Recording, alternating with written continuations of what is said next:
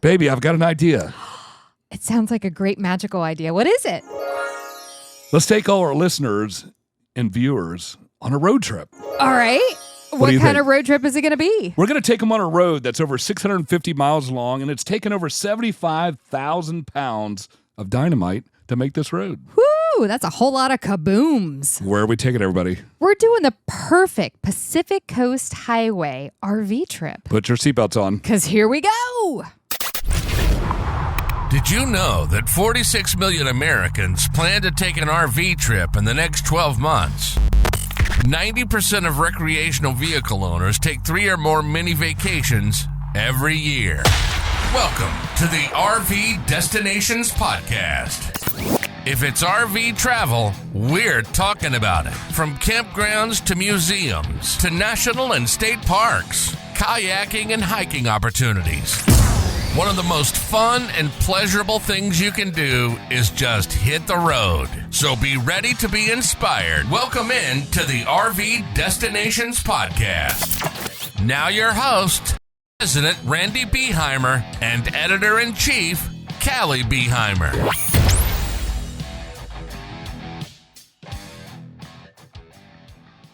Hello and welcome to the RV Destinations Podcast. We're here. We're excited to be here. We're in the new Tiffin 45FP. Yes, I'm so excited about our new bus that we have lovingly named the Boo Bus after my wife is roughing it here, folks. I am so not roughing it anymore. I'm not. I have a dishwasher now. I'm happy. I grew up, again, I've said this 1,000 times on the podcast. I grew up in the Boy Scouts laying on the side of rocks near a fire, and that was camping. This is not camping. This is camping because we can walk outside and have a fire next to those said rocks. No. You are so it's camping. You're pulling, totally camping. You're pulling your living room down the road with a diesel engine. It does not matter where I sleep. It matters the activities taking place outside. All right. Well, today we're going to do something a little bit different. We're going to talk about a road trip versus a destination. We'll talk about a lot of different... It is a destination. It's just a long destination. Well, yeah, of course. Yeah. And we got a special guest coming on the show. It's one of our writers and first time on the podcast. That you want to introduce her?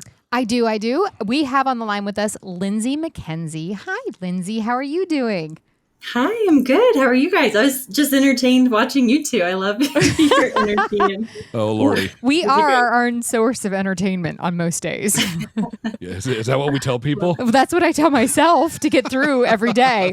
I'm like, I'm so entertaining, right? Oh, you got to convince everybody. So where are you in Colorado Springs? Is that what is that where you're at? Nope. We're in Colorado Springs. That's where we both grew up. It's where all our family is. So since getting off the road full time, this is where we've kind of stayed put for now, and then just like kind of weekend warrior camp when we can. Oh, awesome. That's fabulous. Because I was going to ask you that because you had full timed for several years, right? Yeah, 2.5 years. Best 2.5 years. Besides then having 2 boys, but like of our marriage, just us two. Like, I mean, it was just the greatest. We always tell everybody you've got to experience RVing. Yes, and how incredible that you got that experience, that you were able to do that because, you have the pre-kids, you have the during kids, you have the after kids, and then we're in the... Pre-kids? Pre-kids. It just sounds weird. Pre-kids. It's the time before kids. And now we're at the grandkid phase, so you just kind of loop back around in a different way. And Lindsay, don't worry, we will not let your kids see this podcast. They will never hear it, except for when they get married. It might show up at a wedding ceremony. We might not even let the grandparents and all them see it too, because like, you said that over your kids. We understand. Yeah, we totally get it. We like RVing over our kids. Just don't tell them that. They don't listen to the podcast, right? We love our kids. Right, so why don't you tell us? You were full timing. Maybe tell us just a little bit about what how that all started. And your little RV adventure, and then you didn't sell your RV, but you bought a sticks and bricks again. And maybe just give us a little idea of what, the history of Lindsay and the family. Okay. I'll try to be short because this is my favorite thing to talk about. So, yeah, my husband and I were kind of building that all-American dream lifestyle, and we were kind of checking the boxes. Okay, we got married. We bought this house in the suburbs. Now let's start a family. And that, like so many other people have experienced, didn't work very quickly for us. And so we went down the whole infertility route. and discovered we weren't going to be able to have biological children together. So we kind of coined this little term that helped us process that news, which was follow your detour. We just kept saying, you know what, this is the detour. It's not the original path that we thought we would be on and we had planned for our life, but it's going to be beautiful and we're going to figure it out. And let's like make it an adventure. So we really loved traveling. We did a lot of international travel, and then we had 2 dogs at the time. So we were like, well, we'd love to take the dogs traveling with us. We hate, leaving them behind. So what if we RV'd? And at the time I was just, really unhappy teaching and burnt out. And so I convinced Dan we were going to hit the road full time, even though at the time, this was 2016 when we got the idea, and then we hit the road early 2017. So at the time, it really was just for retired people. So he thought I was crazy, and I had to do all this research and find, the few blogs out there of younger working age people RVing full time. And so we went for it. We sold pretty much everything. We had one tiny little storage unit, did it for 2.5 years, switched up. We started in a 5th wheel, and then we had a Winnebago Navion, and just absolutely loved it. Like, we hit the road thinking, we don't know what this is going to be. We don't know how long this is going to last, but even if it's only a month, 2-3 month thing, like that's more than a lot of people can even say that they, went on this long road trip. So let's make the best of it. And so a little fast forward now, through the blessing of adoption, we adopted our oldest son, Miles. He's 3.5 now. So we adopted him at birth, and then I was able to get pregnant, and we had our second boy. So now we're kind of back where we were a little bit in the sticks and bricks suburban home. And we just love sharing RVing with them. We have dreams of road schooling someday and taking them out on the road and showing them what we did. And we went all over. I mean, we went Canada, down to Mexico, coast to coast. I think we covered about 42 states or so. Wow. So we did a lot. We fit a lot in. We kind of knew like we probably would end up, adopting, settling down a little bit, and having to take some time off the road. So we went hard and we traveled fast. But well, that's awesome. That's incredible. What a great story. And congratulations for having. Congratulations on everything. That's amazing. The baby and everything. That's Thank incredible. You so much. Yeah. Now, was that and if I'm getting too close into personal stuff, just tell me. No. You're not covered. I'm totally open. Were you still trying to have a baby, or did that accidentally happen? Like, whoa, wow. So we actually ended up using a donor. So I wrote a book called Follow Your Detour. And so I share our whole, it was actually Dan, we found out, the one that, couldn't have biological kids. So it's on his side, and it was very clear, no, there wasn't a whole lot of like the doctor saying there's unexplained infertility and stuff. It was very clear for us, which was a blessing. We found as a blessing because it wasn't like a long journey of trying. So we used a donor for my second. Oh, that's awesome. So they are absolute 2 miracle children. And I'll start crying if we don't switch the subject. I know. I love it. I love it. Well, I love wonderful stories. Thank you so much for sharing that with us. So we appreciate that. And how incredibly inspirational for other folks, that are not only like going through that experience themselves, but seeing that, there is this phase of life before that, life during it, and life after it. That it's all of life, and life is so beautiful no matter what it looks like when it's dished to us. It's still beautiful in the end. Is that like when you say, Randy, that was BC? Yeah, BC doesn't exist. BC is before Caly. Yeah.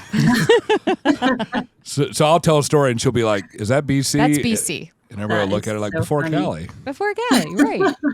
Yeah. Your ex-wife is an amazing woman, and I love her. Anybody that puts up with me for a long time is an amazing woman, right? Yes, they are. Amen to that. All right. Well, let's get on to the Pacific Coast, the PCH. The Pacific Coast Highway. So We're going to start off with some fun facts. Okay, you start off with fun facts because I've got my little slew of things. Let me. Okay, don't interrupt me. Fun fact away. All right, so let's do some fun facts here about the Pacific Coast Highway. First of all, it spans 650 miles along the California coast, stretching from the southern border near Dana Point all the way up to Leggett, I believe that's pronounced, in the north. It offers some of the most breathtaking views of the Pacific Ocean. There's, of course, been numerous movies and TVs filmed here, but notably it was featured in the opening credits of Big Little Lies in a classic film called The Graduate. I haven't seen it. Have you seen either one of those? No, never heard of them. Never heard of it. Have Well, you seen I've heard of any one The of those? Graduate. But Lindsay, have you heard? Yeah. Oh, Big Little Lies so you- is a great. I think it was a series on like maybe HBO, but it was based on a book. And I think Reese Witherspoon Okay. is in it. It's a Yep, good one. I know what you're talking about now. Oh, wow. Okay. Yep. Okay. The PCH is home to some of the most stunning engineering feats, including the Bixby Creek Bridge near Big Sur, which has one of the most photographed arches in the world. Moving down here, Big Sur Wild Coast, the stretch between Monterey and San Simon is known as Big Sur, a rugged, windswept area that offers some of the most dramatic coastal views, cliffs, and waterfalls. It is also described as the greatest meeting of land and sea. Very I've not heard of interesting. any of these. Hey, we have Big Sur electric bikes. Do you think it was named after the Big Sur? No. Oh, okay. They were made in China. They were like, Big Sur. We spell it S-U-R. They were, because I asked the maker, when we bought it from the shop, I'm like, so these are made in California? Like, nope, China. I'm China. like, okay. China. Make it sound like California. Yeah, exactly. So the Pacific Coast Highway was built in stages starting in 1920 and was completed in 1934. It was originally designed to Wow. connect the remote coastal communities of California to the rest of the state. Let's see, there's incredible wildlife along the route. You may spot whales, dolphins, seals, and others, not others, and otters in the ocean. And others. The others are out there swimming around. And the Monterey Bay Aquarium is a must-visit spot for marine life enthusiasts. Pacific Coast Highway is often ranked number one in the most beautiful scenic drives in America. And then some of the most beautiful sunsets can be seen from the highway, especially around Point Reyes National Seashore and Malibu. There's some historical lighthouses along the Pacific Coast Highway, specifically Point Sur Lighthouse sits on a rocky outcrop near Big Sur. I'm just scanning through these. There's a lot of these. Let's see. It's a surfer's dream. California coastline is famous for its surfer spot with iconic beaches like Malibu, Huntington Beach, and Santa Cruz. Offer some of the best waves in the world, and you can see all that apparently from the Pacific Coast Highway. So Interesting. anyway, that's enough. There's a lot of them here, and it took 75,000 pounds of That's a lot of dynamite. to blow out some of the cliffs to make the road. Oh, very interesting. Yeah, I think maybe moons ago I was on part of that road somewhere. you were when we got married. Well, oh yeah, that too. But I We meant went up like, a little stretch of it. yeah, we did. We did. All right, so Okay. so Lindsay did a really wonderful article for us Yes. in the that was in the fall issue 22, and so we're going to kind of go through that. She did a nice little road trip. So, Cal, you want to take away? I do. So in planning this road trip, because, reading the article, there's a lot of like little state parks, regional parks that you stayed at. How much ahead of time planning did you have to do for this trip? I'm glad you brought that up because that's sort of the big thing I always tell people about California RVing is you got to do it way in advance. And this was again back in 2017. So this was our first 3 months of full-time RVing. So this was a while ago, and RVing is blown up. So it wasn't quite as bad then, but it was still pretty tough. And there are some of the parks that I suggest in the article, like we weren't able to get into. Like in Monterey, we parked in the driveway of my husband Dan's college roommate's parents' house. we crammed in because we couldn't find a place. So we were so naive when we first hit the road. We had no idea what we were doing. Now, I would say at least a year in advance. I don't know, each state and all the different platforms. I don't know when they release campsites and stuff, but I know in Colorado, it's like midnight, 6 months in advance to your date, Right. you have to be on there. So I would totally, with California, I would research all of that and make sure that you're jumping on, because there are areas like San Francisco where there's just a couple RV parks, and if you don't get in, like, you're gonna have to do the day trip thing, which we did a lot on our travels, and it works. But if you really want to make the most, if you don't have a long time, like we did, and you can't be as flexible, you are gonna want to plan ahead for sure. Yeah. And in your article, you took about 10 days. You're saying about 10 days is kind of a good time. How much time did that afford you in each location? Was it like a location a day, or was it a location every couple days? How did that work out? So we actually did this over a month, but I wanted it to kind of be the minimum so people could see that they could do it. Okay. But we were working. So there was a lot of just days we stayed put. Right. But honestly, I would say like 2 weeks is probably more of what you're going to want to do if you are dedicated to just doing the road trip and you're not, on the road working, you're really on vacation. So it just, it's always hard to know who's going to read this. Is it going to be full-timers or part-timers or somewhere in between? So you could stay a couple months here because it's just stunning. It's beautiful. You're going to want to soak it all in. The longer, the better. But like I said, 10 days, you could do it. It would definitely just be kind of a quicker pace, 1 or 2 nights in each area. Which is definitely doable for a lot of folks. Yeah. Which is fantastic. So let's get started on this. So what time of year did you and your husband go? Because you said you took 3 months. So when was the starting point? So we did three months. This was like our first 3 months on the road, but this included Arizona. We left Colorado. We went to New Mexico, Arizona, up California, up this route, and then into Oregon, Idaho, and Montana, all in 3 months. Oh, wow. Okay. So this that was the maybe 3 months. Okay. About 4 weeks. I think we spent the most time in California. And then what was the other question? Sorry. What time of year were you hitting the California coast? So this was in May, the month of May. Oh, okay. Oh, perfect. Yeah, so a great time of year. Yeah. Yes. Because it was not very crowded. You didn't get the summer crowds, but the weather was still pretty pleasant. Not super hot beach weather, but comfortable, hiking, all the things you love to do outside.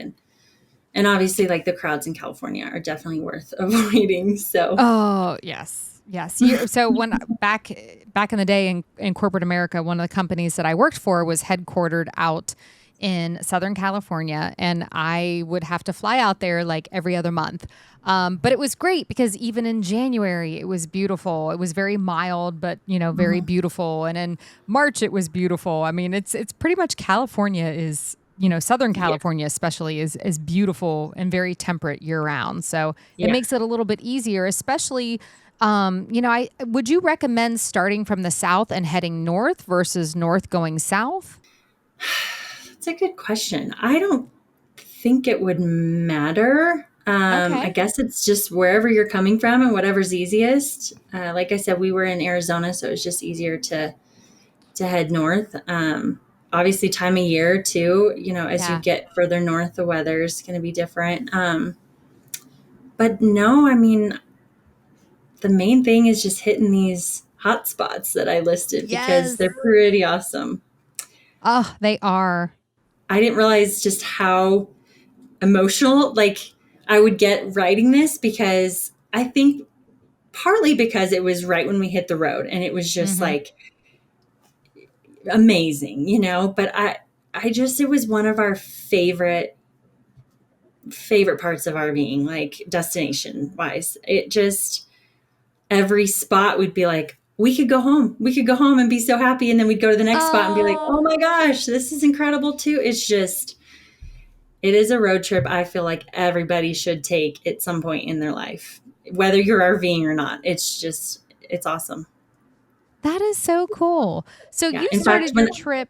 Oh, sorry. Go ahead. Sorry. It's just when I got done writing this article, I was like telling my husband, babe, we got to RV again. We've got to get these boys. We got to go back to California. Just looking back at our pictures. And I just like was so excited to relive that. You know, I love writing about RVing and reliving our travels. But anyways. Dust off the RV, honey. Right. Grab the kids right here. Seriously, I think that's the greatest part of RVing. You know, we've been RVing now for almost 13 years, and it's like I keep a journal of all of our RV trips, and we just read through this whole journal on this trip, and it's just oh my gosh, babe, remember that? Oh, that was so great. We've got to go back there, and oh, remember this and that restaurant and that campground, and just all these incredible experiences that I really feel like as an RVer is so much different than just, I want to say like a normal traveler, you know, heading across the country via car and a hotel. I don't know. I just think RVing is so different. You know what's funny is our non-RV friends and acquaintances and associates and all that,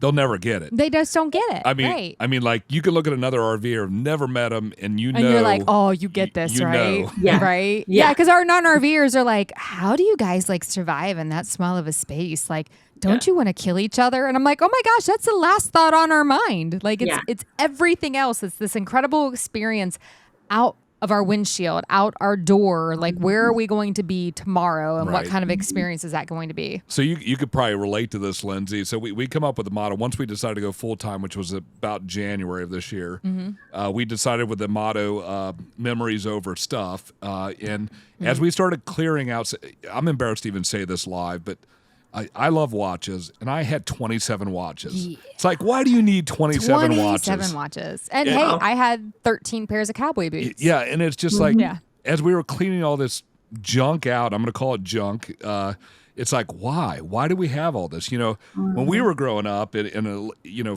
folks that are in their 50s and older probably remember this, you had to wait till Christmas or your birthday, maybe you remember like that. Like a big event to get something nice and special. Nowadays, we just go out and buy it, and you end up with all this stuff. And it's like, hey, look, there's those double D batteries I was looking for 3 years ago. They're now stale and dead. But it's truly, it's liberating when you get rid of all that stuff and you just say, hey, it's just all going to be about memories. Yeah. And so we're super, you know, we traveled 7 or 8 months last year out of the year. And so we've been kind of, we can't really call it full-time. But more closer to full-time than... Foolish part-timers. Foolish part-timers. I don't know what you're saying over there. But I don't either. It's okay. It's fun, though. Anyway, you can relate to that because you went through that whole process when you're just getting rid of stuff and moving on. But anyway, it's just such a wonderful thing, and all of us RVers can relate to each other. We all have that travel bug. Yes, we do. Yes, we do. You want to start on their journey? Yes, let's start on the journey. So you started at Dana Point, and you suggest Dana Point up to Long Beach. And I was trying to look this up. I was so hopeful because you talk about in Dana Point, it is known for the Ocean Institute. And I was like, oh, is that the same Ocean Institute that they talk about in Finding Dory from, you know, Finding Nemo, and now they're Finding Dory? But I couldn't relate it, but I felt like it should relate. But anyway, tell us about your time there. It can be whatever you want. That's right. That's right. Good answer. So Dana Point, like, there's always like a story in your RV travels that kind of tie with these spots that you land, you know? And so first of all, we started when we first hit the road. My dad came with us on the road for about 2 weeks, and that was the New Mexico and Arizona part. Oh, fun. And thank goodness he was with us because we were just really, really bad at RVing. Like, we just forgot everything, like didn't tie things down in the back of the truck. And he's like on the walkie-talkie, like, there's stuff flying out of your truck. And you didn't, like, we would just forget every step. We didn't, you know, we learned everything the hard way.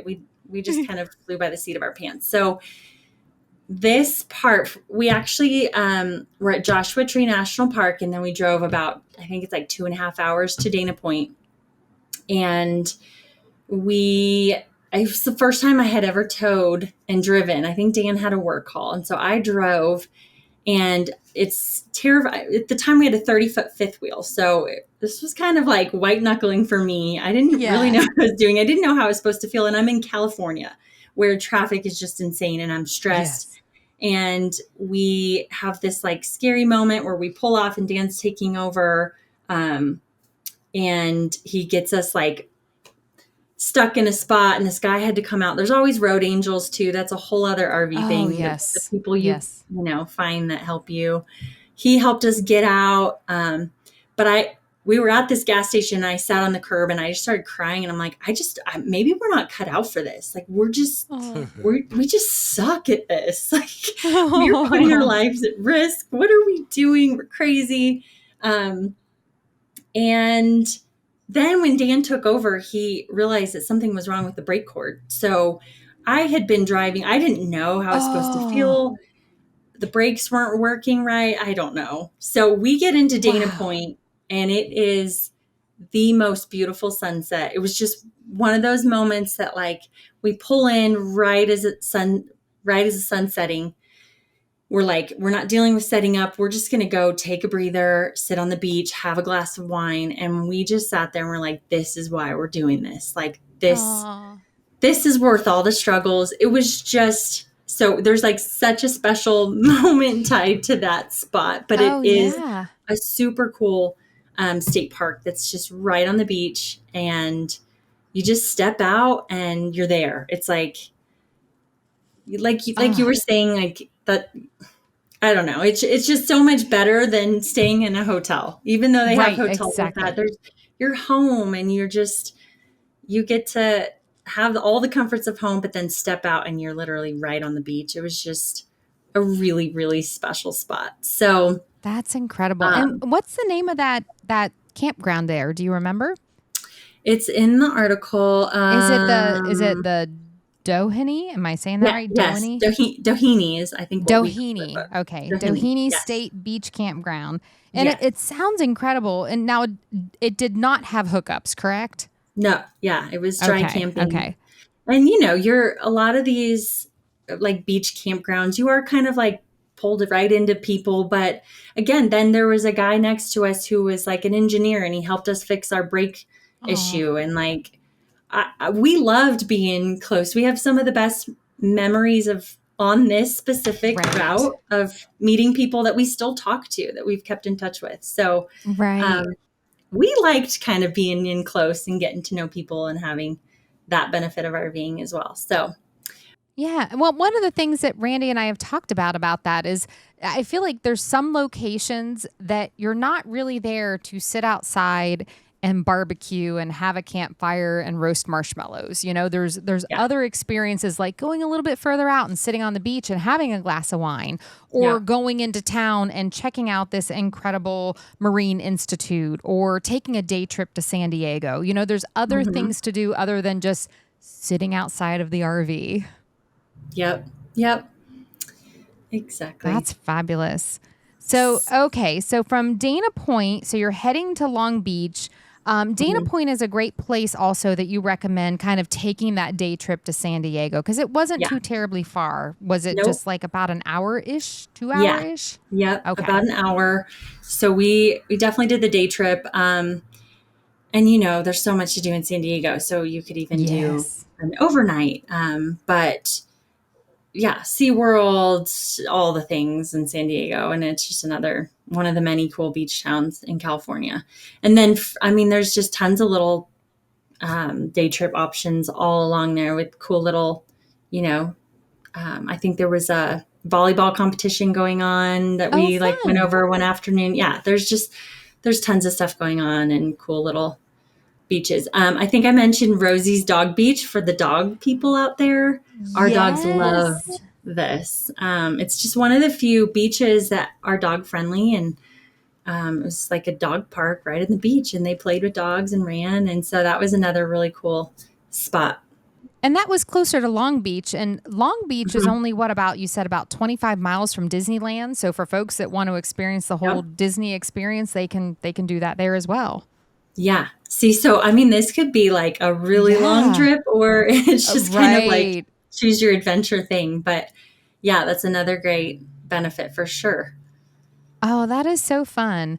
So from there, you say you recommend Long Beach to Los Angeles. I have been one of those unfortunate souls that have been to Los Angeles so many times in my life, like flying it. I have flown into Los Angeles, LAX, just entirely too many times in my life. But there's still a lot of fun things to see in and around LAX that I think people miss out on. And to think that, again, that you can take your RV close to that area and check these things out. So where did you guys stay when you were around kind of that stretch of your trip? So we were at a place called Dockweiler, which is an RV park right on the beach again, sort of just parking lot style. But it's like right where you want to be. And I did say there, you'll have planes flying right over you.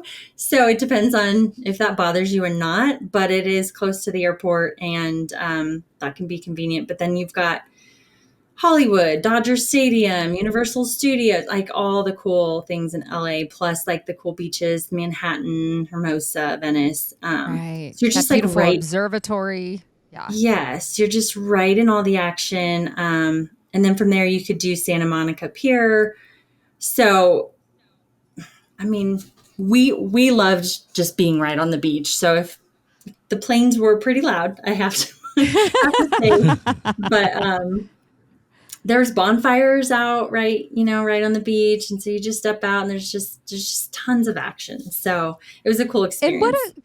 And what a cool dichotomy, to be camped on a beach with bonfires as the planes are flying probably super low right overhead. I mean, I just think that's really cool. Yeah. And again, where else in life except for RVing are you going to get that?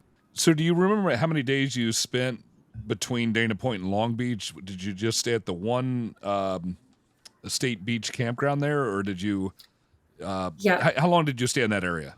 That was just a couple of days. We did, like I said, the San Diego, I think it was like 4 days or so. Okay. And you can kind of like hit some of these beaches on your travel day, so don't have to spend a whole lot of time at these little beaches, but stop for lunch or, so that definitely was probably the shorter stop along the route, I would say. Okay. Yeah, that makes sense. That makes sense. And then how long did you stay between Long Beach and LA? Probably a lot more, because you had a lot more to do there, I'm assuming. Yeah. Gosh, it's just so long ago, but I think it was about a week. And we actually had friends in the area that we got to visit. And so we did spend, a little bit more time there. Okay. And that's going to be depending on the RVer's interest and all that stuff. I mean, you might not want to go to Universal Studios or something like that. You might want to hit up LA and say you're one and done and head out the door in 2 days. Yeah, right. Now we're going to LA to Malibu. And I understand Malibu holds one of your favorite RV parks that you've ever stayed at. So tell us about that place and what that was like. Okay, so we had no idea what we were getting into. Like, the driving in between is a little stressful at that point, and you're getting a little bit more mountainous, and we get to the RV park and it's up this really steep hill, but it's because it just sits on the edge of this cliff and you have ocean views from pretty much every single site there. So you can pay for the premium sites, which are like really good, but pretty much every site has ocean view. And it's just like, it's jaw dropping when you get up there. You're just like, what? This is an RV park?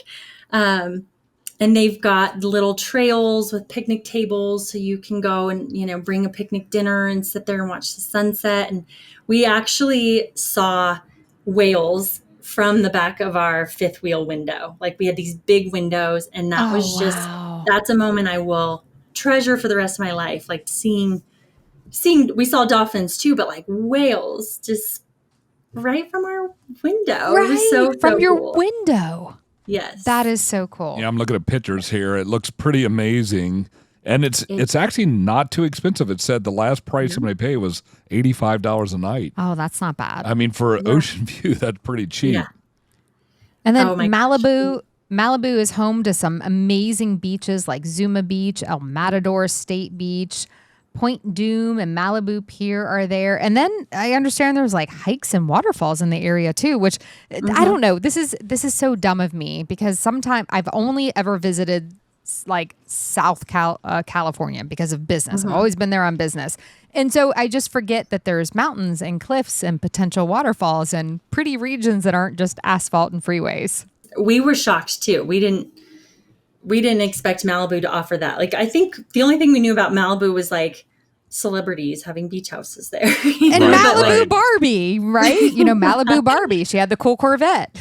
Yes. And actually, Malibu was one of the few spots along the Pacific Coast Highway that had like parking along the highway. So we saw some RVs like stay the day and just pull off on the side of the highway, which like the rest of the highway was pretty, narrow, and there's like, you can hardly even pull over. So that was kind of interesting. If you didn't want to stop and stay, I don't know why you would choose to do that. But our time in Malibu was super, super surprising because we went hiking and saw the Escondido Falls, which was beautiful. There's tons of different sunset spots. I think Point Doom was probably our favorite, and you can see seals and then if you really want a cool, like trendy experience, the Malibu Cafe is this huge outdoor, like there's like beer, and it's probably even grown since I think it had just maybe recently opened when we were there, but it's just this big outdoor, like yard games and like just like an adult playground. We felt like it was I love it. Super cool. And the drive along the way is stunning. Malibu was just very surprising to us. It was probably one of our favorite spots in all of our RV travels, which is like really hard to pick when people ask you, but right. It is. It's so much pressure when people are like, what's your favorite place you've ever been? I don't want to break your heart, but the Malibu Cafe is closed to the public. As of 2023, it's turned into a members only club. Really? Yeah. Interesting. We'll get it a was just membership there, confirmed. folks. There you A go. members only club. I guess it got so popular. Yeah. Wow, that is crazy. That stinks. Yep. I'm glad we got That was to as of see it. 2023. Right. I'm glad you guys got to go. Wow. How things change. I know. We hit that crazy 2020 year and my things have Yeah. changed. Yeah. Okay, Well, so next stop, we were going Malibu up to Santa Barbara. Okay, I honestly know nothing of Santa Barbara, and you have here that it's known as the American Riviera. What makes it the American Riviera? That I can't even answer that question. No? But Okay, I didn't know if it was sort like of- the scenery. Well, it's like this historic mission style, like it just has a very different vibe than the rest of the like beach towns. Oh, okay. It's very kind of like, I can't even think of the word, but it's just kind of like Spanish style in a way. And there's just a whole like kind of different vibe there. Definitely worth checking out. We actually stayed a little bit further away from Santa Barbara. We stayed at Flying Flags RV Resort, which I mentioned in the article, which is in Buellton. So we did just a day trip to Santa Barbara. But it's an area we've actually talked about flying back to because we did not get enough time there. And it's just really cool, really cool. And beautiful because it's got like kind of like Malibu with the mountain views. And State Street is really cool to walk along. And but yeah, if you really want a cool like modern RV park, Flying Flags is super cool. And that's I want to say maybe an hour. You might have to fact check this from Santa Barbara. So it's not too far off the Pacific Coast Highway. If you have the time to stay there instead, I would highly recommend it. Just, one of those like newer RV parks that are showing up everywhere that just like have like the Airstreams that you can rent, and they've got stages and live music and all sorts of like luxury amenities that it's really glamping, but super, super cool. And then you're close to Solvang, which was a super cute Danish village. Yeah, I saw that. Yeah. So, and then there's wineries and so much to do. So Solvang, I think, has popped up. We had another one of our writers talk about the top 10 Christmas markets in the United States, and Solvang popped up as one of the top Christmas markets, which I just thought was super fun and cool out there, in California along the coast. And I'm looking at those pictures, and it's just this sweet little Danish town with like a windmill and everything. I have an answer to your question. Okay. Didn't you ask why it was called the American Riviera? Yeah, I did. All right, so I've got the answer if you want to hear. I do want to hear. I'm the one of all the knowledge. Yes, spit it out, Tiger. Maybe I just can Google real well. Yes, or so Google. It's called the American Riviera because of its striking similarity to the French Riviera, including a Mediterranean climate, stunning coastline, Spanish-inspired architect, beautiful beaches, and a thriving food and wine scene, and a relaxed luxury lifestyle, all creating a distinctly European vibe despite being located in California. Okay, because I've been to parts of the French Riviera, so okay, that makes sense. Now that I'm looking at pictures of Santa Barbara, I can see the connection. I think that's why I mean, like, different vibe. It was definitely like more kind of fancy, like the other surf towns and stuff. It's like laid back California, but this felt like just a little fancy. It's just a nice little change up. Like fancy is in like schwanky fancy? Yeah. Okay. Schwanky. I like schwanky. Schwanky's fun to say. Yeah. Schwanky. All right. So from Santa Barbara, we're heading up to Pismo Beach. And did you stay at the Pismo Beach Dune State Recreation Area? Is that where you guys ended up staying? Yeah. Okay. So, and how was that like? Didn't you have to air down your tires? Yes. Yeah. We had to air down our tires so that, we wouldn't get stuck in the sand. Some people choose not to. I definitely recommend not getting stuck in the sand. Of course, there's tons of help, but crazy experience. Again, right on the beach and tons of just action. There's just like, what are they called? Why am I blinking out? ATVs, just all over. And, people going on the dunes, but just racing up and down the beach. I think we got there on a Thursday and it was nice and quiet. We're like, this is awesome. We have the beach to ourselves. And then bam, the weekend crowd rolled in. And it was like kind of annoying, but also like we had to experience that to know what Pismo Beach was all about. So it's just like all hours of the night. You're just hearing the, which, they're like, it's the weekend. Yeah. Big party. Just another really cool experience, different than all the other beaches. And you kind of just have to embrace it. Like we rented an ATV and we got out there and tried to be cool like everybody else. And it was fun. That is awesome. One thing I have to say is Randy and I lived in Kentucky before we went full time. A lot of rednecks, a lot of hillbillies, but you know what? There's rednecks and hillbillies everywhere. And those are the folks that have the best fun on the weekends. Like they are just out living life. They don't care. They don't care. They're like, I'm out here and I'm on the beach and I'm having a great time. And Monday I'm going to go back to work. Yeah. Right. Yep. It's fun, like sometimes you get in those stuffy RV parks where it's like quiet hours and no generators. Right. Sometimes it's fun just to go and like be a part of the craziness and be wild. Right. And, 2 a.m. They're like, we're having a beer. You want a beer? We got you a beer. What's with the accent? Because that's what happens. I am from Kentucky. You get an accent sometimes. That's what happens when you have 3 glasses of wine? Actually, yes. Yes, it is. The accent comes out. I'm originally from Pennsylvania, and I've developed a Southern accent. No, it's all good.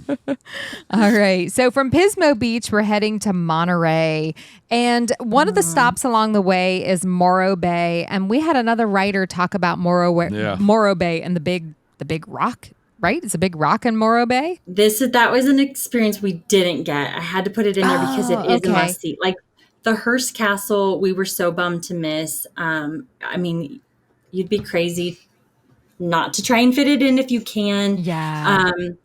But yeah, we didn't get to. So we're the I crazy get ones. that. And that happens on RV trips sometimes. Yeah. It gives you a reason to go back. So Exactly. I'm looking at Morro Rock here. It's absolutely beautiful. It's like a massive sea stack in the middle of the ocean here. Yeah, I think it was Peggy Dent that wrote about that. Yeah. Morro Bay. Possibly, but absolutely beautiful. How long did you stay there in Morro Bay? So in Monterey, that's where we parked at Dan's college roommate's parents' house. So we didn't get to stay long. And that was probably our biggest regret of the trip because it's just like Big Sur and the Bigsby Bridge, not bridge, is just like, pictures don't do it justice. Like, it's just unbelievable. The scenery along that part of the Pacific Coast Highway is just beautiful. Like, there's no words to even describe it. So we drove through that and we were just like, oh my gosh, we want to stay here longer. We were glad we got to kind of just do a quick overnight stop. But that's an area we are just dying to get back to because up until that point, most of the Pacific Coast Highway is just, it's beautiful, but it's mostly just like the beach and water. And this is just the cliffs and the rocks and the bridge is just so beautiful. So, wow. Yeah. Did you guys get to see the Hearst Castle, or is that something that's on your list to go check out later? That's on our list. Yeah. It was one of the day trips we had planned and, something came up and we didn't get to, but that looks beautiful too. I think that was a day trip we were going to take from maybe Buellton even. I think you can get there. So, yeah, I mean, really, you do kind of need, if you want to do it all, you kind of need a lot of time. And Right. It is, if you don't plan ahead, like we didn't, and you don't get the spots, like some of it's just going to have to be cut. But yep, you got to pick and choose. I mean, no matter where you. I mean, we went to Amarillo for a featured Amarillo, Texas, for a featured destination, and we spent 10 days in Amarillo, a small, tiny town. We're able to find and still not get everything done that we needed to see. So there's so many things, and every state. Well, just recently we were in Buffalo and Casey, Wyoming. Which is seemingly in the middle of nowhere, and we were there for 9 days, and it was like, oh my gosh, we ran out of time. There was still so much more to see and do, and it's just we could have spent another week or 2 weeks easily, there. So easily another week or two. I mean, I can't imagine like Monterey or LA or Santa Barbara and just spending 2 or 3 days there. I mean, what do you hit? Right. You basically get the high points and get out. Is about all you can do. So. Yeah. But I've heard Monterey is absolutely gorgeous. I haven't been there, but I hear it's amazing. It's beautiful. And Fisherman's Wharf was what I was saying. Like, you definitely go walk around there and get some good seafood, and the energy of that is super cool. But yeah, like you go places and then you might run into locals that are like, oh, you have to check this out. And it was just not on your radar and you don't have time. But like I said, that gives you a reason to always go back. And if you did everything, you would feel like you didn't have to go back. So Exactly. Very, very true. So from Monterey, we're going to head up to San Francisco, a place that I've always wanted to go, have never been. Randy's been a couple of times. But there's just so much to see and do in San Francisco. So where did you end up staying there, and what were some of the things that you ended up seeing? So the 2 RV parks that I list here are the 2 that you definitely have to book well in advance.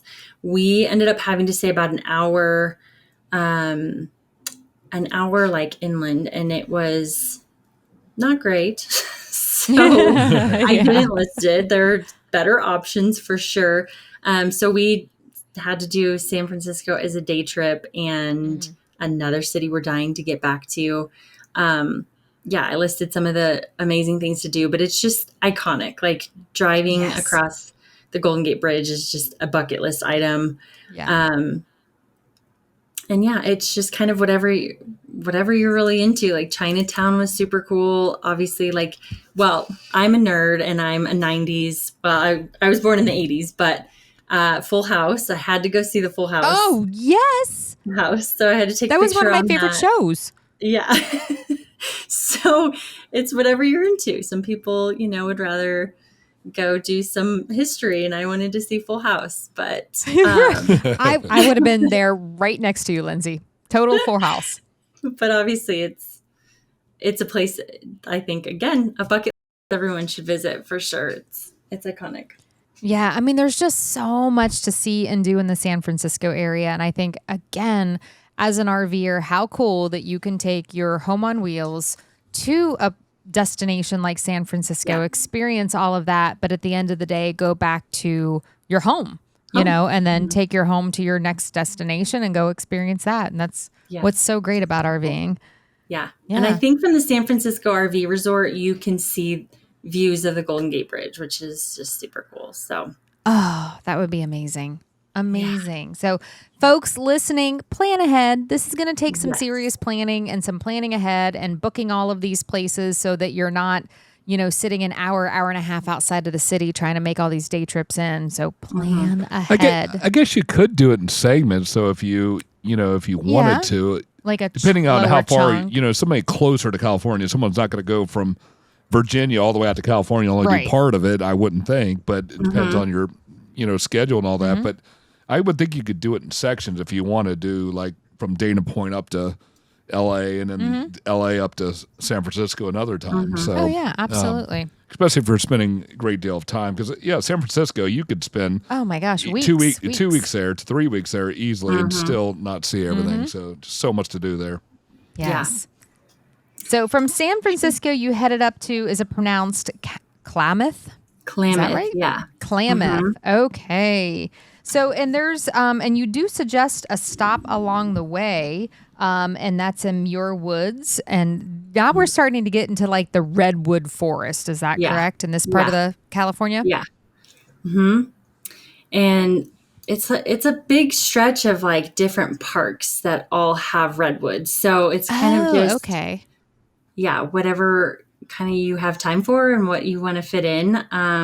We spent most of our time, we stayed at Klamath River RV Park, which I would highly recommend because it's right along the river, absolutely beautiful. It's like tucked away in all the trees and big site, spacious, like they have all these chairs set up where you can just enjoy the river views and just very, very peaceful. So I loved that this was the end of our journey because it was very relaxing, and then you just can get really plugged into nature and enjoy a whole kind of different experience than the ocean views and all of the rest of California.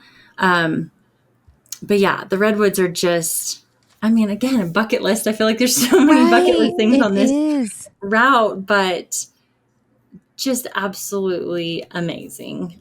Did you get to see and experience the redwood with a tunnel through it while you guys were there? Yep. I'm so jealous. That is on my list. Yeah. There's just so many cool trees you can just you can stand inside of, and it's super cool. Yeah. I believe the one that you drive through is in Sequoia National Park, not Muir Wood. Is that right? I think there's two different kinds. There is one in Sequoia, and then there's a tunnel in Redwoods too. Let me look it up. Oh, is there? Okay. I've been to Chandelier drive-through tree. Okay. I've been to Muir. Yeah. I've been to what is it? Muir Woods. That was BC. It doesn't count. No. I know. That's why I said it doesn't count. I've been to Muir Woods, and I didn't remember seeing one, but I forgot Redwoods is right there as well. So, or near there anyway. But yeah, no, that's awesome. Yeah, that's part of California. For me personally, I think because I've seen a lot of the southern part of California, I think I want to start up north personally, and then maybe head south and spend more of my time up north because I would love to see the redwoods. That has been on my bucket list. We were supposed to go there several years ago, and then I think it was around COVID, and we all know COVID changed everything, so just couldn't go and did other trips instead. But it's still on the list. Like, I want to go in there. I want to see those things. I think they're incredible. Yeah. And I mean, you're basically in a tunnel of trees. Like it's there's no words, it's so hard to write about things that you're like, you just got to go experience it because Right. I mean, there are hundreds of like well over 100 feet tall, these trees, and so massively round, and to be standing in a forest of them, I can't even, like, my brain just won't even comprehend. We were Olympic National Park and standing in the Hoh rainforest and how big those trees were. And to think that the sequoias are so much bigger. I'm just, my brain is just like, boom, blown. Yeah. So if you could only go back and experience one area of this whole trip, where would it be? Like, you knew you would never get back to the Pacific Coast Highway. Which one would you go to, and how long would you stay there? I'm putting you on the spot. I didn't even, I know, hot seat. I didn't even warn you I was going to do that. Yeah. I mean, I initially felt like Malibu. Malibu just always stands out because of it was the whole package. Like the spot we had with the ocean views, the ability to have like the hikes and the waterfalls, but then all these cool sunset spots. It just felt very like relaxed. It was very peaceful. And I think, a lot of California is just not. It's just a little more like we don't like the liveliness of big cities and stuff. So it was such a special spot. I mean, we ended up, like I mentioned when we first started talking, we met, I think, 3 neighbors in that RV park that we still keep in touch with. And so it was like very special to have, make some connections and some friends there. And Malibu was super special, but we spent quite a bit of time there. So I think I would probably say the Big Sur area, just because we didn't get enough time there. And it's, that's so hard. I can't even. So basically you want to do the whole thing again. Yeah, actually, just more time. Yeah.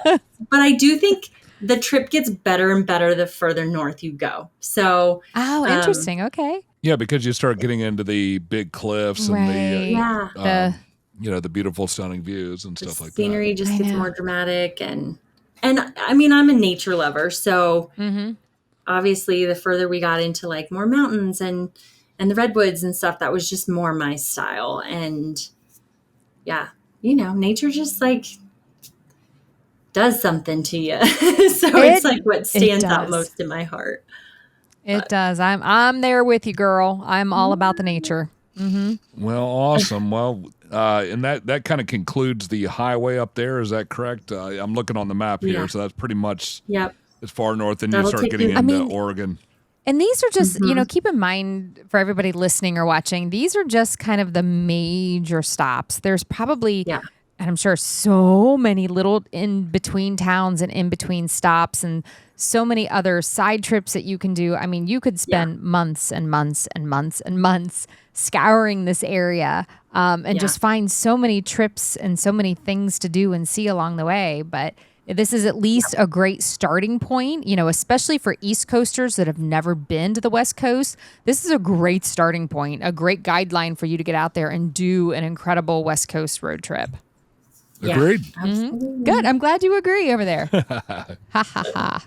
All right. Well, thank you, Lindsay, so much for coming on the show. We appreciate you telling us a little bit about this road tour. And for all those listeners out there, if you want to learn more, she wrote an amazing article. That's in issue 22, our fall 2024 issue.